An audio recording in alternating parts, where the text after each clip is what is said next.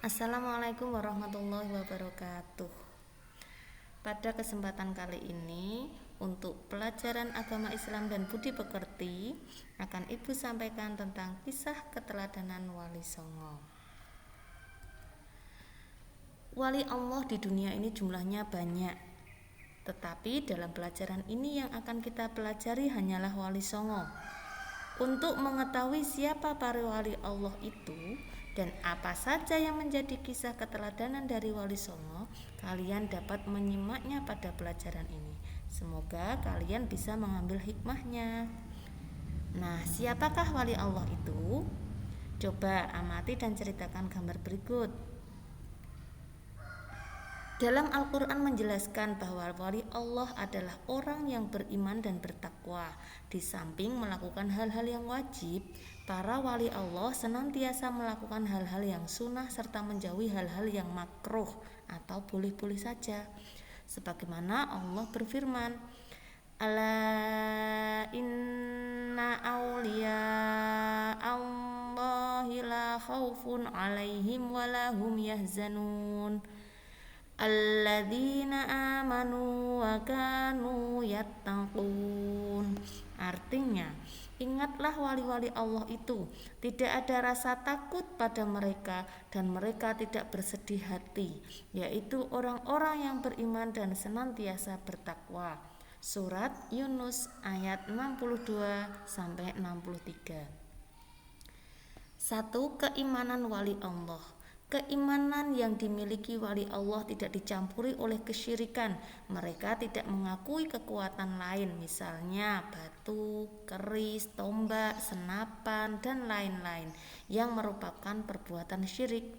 Allah berfirman, Fariqun hada wa fariqun haqqa alaihimud dhalalah innahum ittakhadhu syayatina awliya'a min dunillahi wa yahsabuna annahum muhtadun.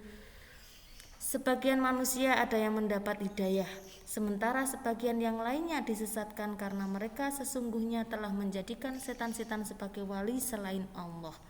Sementara mereka mengira bahwa mereka mendapatkan hidayah. Surat Al-A'raf ayat 30. 2. Ketakwaan wali Allah. Keimanan para wali Allah tidak sekedar pengakuan, tetapi keimanan mereka menghasilkan ketakwaan. Mereka melakukan apa yang diperintah oleh Allah dan menjauhi apa yang dilarangnya. Mereka tidak hanya melakukan hal-hal yang diwajibkan agama, tetapi juga menjalankan amalan-amalan sunnah. Mereka menghindari perkara yang makruh dan menjauhi perkara yang diharamkan Allah. Sekarang kita akan belajar kisah keteladanan Wali Songo. Nah, anak-anak, perhatikan gambar Masjid Menara Kudus. Tentunya di antara kalian sudah banyak yang bersilaturahmi ke sana. Anak-anak, gambar masjid di atas merupakan salah satu peninggalan yang terkenal dari salah seorang Wali Songo, yaitu Sunan Kudus. Oleh karena itu, masjid tersebut dinamai Masjid Menara Kudus. Untuk lebih mengenal tentang siapa Wali Songo dan kisah keteladanan apa yang dapat diambil dari mereka, kalian dapat mempelajari penjelasan berikut ini. 1. Sunan Gresik, atau nama aslinya adalah Maulana Malik Ibrahim. Maulana Malik Ibrahim disebut juga Sunan Gresik atau Sunan Tandes. Ia lahir di Samarkand, Asia Tengah dan wafat di desa Gapura, Gresik, Jawa Timur. Kisah keteladanannya adalah semangat mendakwahkan Islam. Sunan Gresik banyak membela rakyat, terutama rakyat Jawa yang tertindas oleh Majapahit. Dia juga mengajarkan cara-cara baru untuk bercocok tanam. Beliau sering dikenal dengan sebutan Maulana Maghribi. Yang kedua, Sunan Ampel atau Raden Rahmat. Sunan Ampel atau Raden Rahmat dianggap sebagai sesepuh oleh para wali lainnya. Makam Sunan Ampel terletak di dekat Masjid Ampel, Surabaya. Kisah keteladanan yang menarik adalah ketika Sunan Ampel berdakwah kepada Prabu Brawijaya. Meskipun akhirnya tidak memeluk agama Islam, Prabu Brawijaya terkesan dengan ajaran agama Islam sebagai ajaran budi pekerti yang mulia. Sunan Ampel mengajarkan falsafah moh limo atau 5M. Yang dimaksud dengan moh limo adalah tidak mau melakukan 5 perbuatan yang tercela, yaitu 1. M. Main atau berjudi. 2. M. Ngombe atau mabuk-mabukan. 3. M. Maling atau mencuri. 4. M. Madat, menghisap candu atau ganja atau narkoba. 5. M. Madon atau berzina. Yang ketiga, Sunan Bonang atau Magdum Ibrahim. Sunan Bonang adalah putra Sunan Ampel dan sekaligus muridnya. Jadi Sunan Bonang ini berguru kepada Sunan Ampel. Ia wafat pada tahun 1525 Masehi. Kisah keteladanannya adalah cara berdakwahnya yang bijak. Sunan Bonang sering menggunakan kesenian rakyat untuk menarik simpati mereka. Ia memasukkan alat musik bonang pada seperangkat alat musik gamelan. Oleh karena itu, ia dikenal dengan sebutan Sunan Bonang. Sunan Bonang juga mengubah suluk wijil dan tembang tombo ati. Keempat, Sunan Derajat. Sunan Derajat juga putra Sunan Ampel. Ia diperkirakan wafat pada tahun 1522 Masehi. Pesantren Sunan Derajat dijalankan di Desa Derajat atau Kecamatan Paciran, Lamongan, Jawa Timur. Kisah keteladanannya adalah cara dakwahnya yang menekankan keteladanan dalam hal perilaku yang terpuji, kedermawanan, kerja keras, dan peningkatan kemakmuran masyarakat. Sebagai pengamalan agama Islam, Sunan Derajat juga berdakwah melalui kesenian. Tembang Mocopat Pangkur disebut sebagai ciptaannya. Sunan Derajat memiliki nama kecil Raden Kosim atau Raden Syarifuddin, dan beliau mendirikan pesantren atau disebut sekolah agama di Kabupaten Lamongan, Jawa Timur, seperti yang telah tersebut. Yang kelima, Sunan Kudus atau Sayyid Ja'far Shadiq. Sunan Kudus adalah putra Sunan Ngudung atau Raden Usman Haji. Ia memiliki peran yang besar dalam pemerintahan Kesultanan Demak. Ia menduduki posisi sebagai panglima perang, penasehat Sultan Demak, dan hakim peradilan negara. Sunan Kudus banyak berdakwah di kalangan kaum penguasa dan priyayi Jawa. Di antara yang pernah menjadi muridnya adalah Sunan Prawata, penguasa Demak, dan Arya Penangsang Adipati Jipan Panolan. Salah satu peninggalannya yang terkenal adalah Masjid Menara Kudus. Sunan Kudus wafat pada tahun sekitar 1550 Masehi. 6.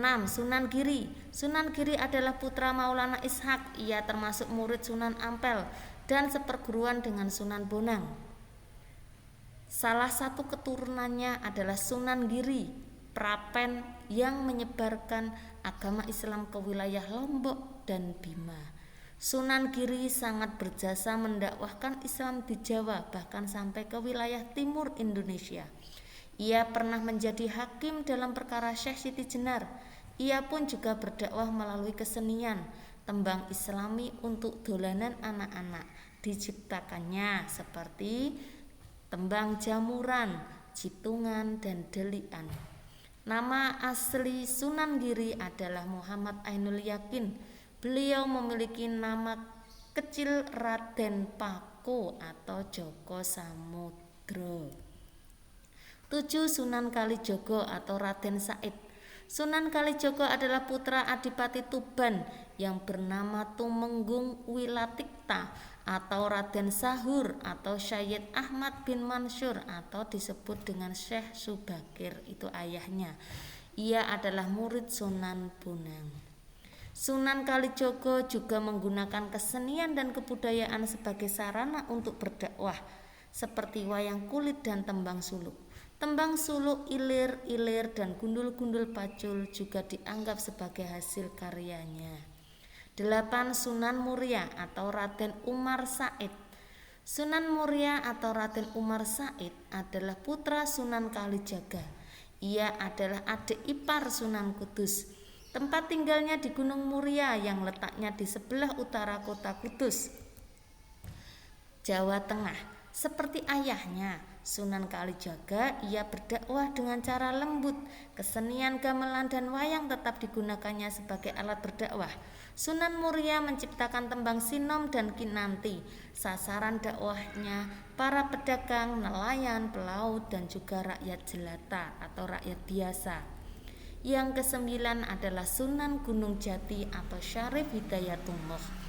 Sunan Gunung Jati atau Syarif Hidayatullah adalah putra Syarif Abdullah Umdatuddin. Ia berjasa mengembangkan Cirebon sebagai pusat dakwah dan pemerintahannya yang kemudian menjadi Kesultanan Cirebon. Anaknya yang bernama Maulana Hasanuddin juga berhasil mengembangkan kekuasaan dan menyebarkan agama Islam di Banten, sehingga kemudian menjadi Kesultanan Banten. Beliau lahir di Kairo, Mesir sekitar tahun 1490 Masehi. Sunan Gunung Jati memberikan keteladanan yang baik dalam bekerja. Ia sering ikut bermusyawarah dengan para wali lainnya di Masjid Demak. Pada pembangunan Masjid Agung Sang Cipta Rasa tahun 1480, Sunan Gunung Jati melibatkan banyak pihak, termasuk para wali lainnya dan sejumlah tenaga ahli yang dikirim oleh Raden Patah. Kesimpulannya, Wali Songo atau 9 wali, yaitu yang pertama Sunan Gresik atau Maulana Malik Ibrahim atau disebut dengan Maulana Maghribi. Keteladanannya semangat mendakwahkan Islam, mengajarkan bercocok tanam. Yang kedua, Sunan Ampel atau Raden Rahmat, mengajarkan falsafah Moh Limo. Yang ketiga, Sunan Bonang atau Maktum Ibrahim, syiar Islam melalui alat musik gamelan seperti bonang. Yang keempat, Sunan Derajat atau Raden Qasim, Raden Syarifuddin, keteladanannya terpuji, dermawan, dan menciptakan tembang Mojopat Pangkur. Yang kelima, Sunan Kudus atau Sayyid Ja'far Shadiq, berdakwah di kalangan kaum penguasa dan priyayi Jawa.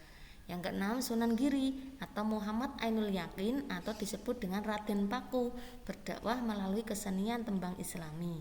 Yang ketujuh, Sunan Kalijaga atau Raden Said, menyebarkan agama Islam melalui sarana kesenian dan kebudayaan.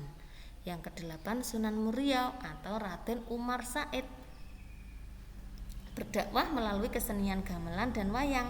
Sasaran dakwahnya pedagang, nelayan, pelaut, serta rakyat biasa. Yang kesembilan, Sunan Gunung Jati atau Syarif Hidayatullah, keteladanannya adalah baik dalam bekerja. Baik anak-anak, untuk selanjutnya anak-anak silahkan menyalin evaluasi berikut terkait dengan keteladanan Wali Songo. Bu Maulid diktekan. Yang pertama adalah perhatikan beberapa nama berikut. 1. Ja'far Shadiq. 2. Raden Paku. 3. Maulana Malik Ibrahim. Yang keempat, Raden Maktum Ibrahim. Orang yang pernah berguru kepada Sunan Ampel ditunjukkan oleh angka titik-titik. A 1 dan 2, B 1 dan 3, C 2 dan 3, D 2 dan 4. 2. Faqih ingin meneladani Sunan Bonang dalam mendakwahkan agama Islam. Tindakan yang dapat dilakukan faqih yaitu titik-titik. A. Mendakwahkan agama Islam di Tuban. B. Melarang segala macam kesenian daerah. C. Menggunakan budaya masyarakat sebagai media dakwah. D. Menunjuk pemimpin untuk mengurus pesantren. 3. Tembang Gundul-Gundul Pacul merupakan karya titik-titik. A. Sunan Derajat, B. Sunan Kudus, C. Sunan Kalijaga, D. Sunan Gunung Jati. 4. Sunan Derajat memiliki pesantren di titik-titik. A. Jember, B. Pacitan, C. Surabaya, D. Lamongan. 5. Nama asli Sunan Kudus yaitu titik-titik. A. Ja'far Shadiq, B. Raden Umar Said, C. Raden Mas Syahid, D. Maulana Malik Ibrahim. 6. Peserta didik kelas 4 mengerjakan ulangan harian mata pelajaran Bahasa Indonesia. Farid belum belajar. Farid hendak menyontek dengan membuka buku. Fuad melihat tindakan Farid. Fuad dapat menunjukkan perilaku peduli dengan cara titik-titik. A. Memberikan jawaban kepada Farid. B. Pura-pura tidak melihat tindakan Farid. C. Menasihati Farid agar tidak menyontek. D. Memberikan Farid menyontek agar nilainya baik. 7. Sunan Gunung Jati lahir di titik-titik.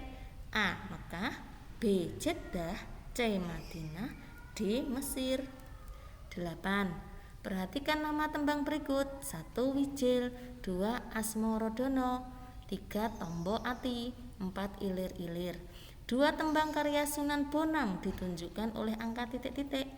A. 1 dan 2, B. 1 dan 3, C. 1 dan 4, D. 2 dan 3. 9. Perhatikan gambar tersebut. Gambar tersebut merupakan salah satu media dakwah yang digunakan oleh titik-titik. A. Raden Paku, B. Raden Ibrahim, C. Syarif Hidayatullah, D. Maulana Malik Ibrahim. 10. Salah satu wali songo yang dikenal dengan nama Syekh Maghribi adalah titik-titik. A. Sunan Gresik, B. Sunan Ampel, C. Sunan Kudus, D. Sunan Muria. Selamat belajar, semoga bermanfaat. Wassalamualaikum warahmatullahi wabarakatuh.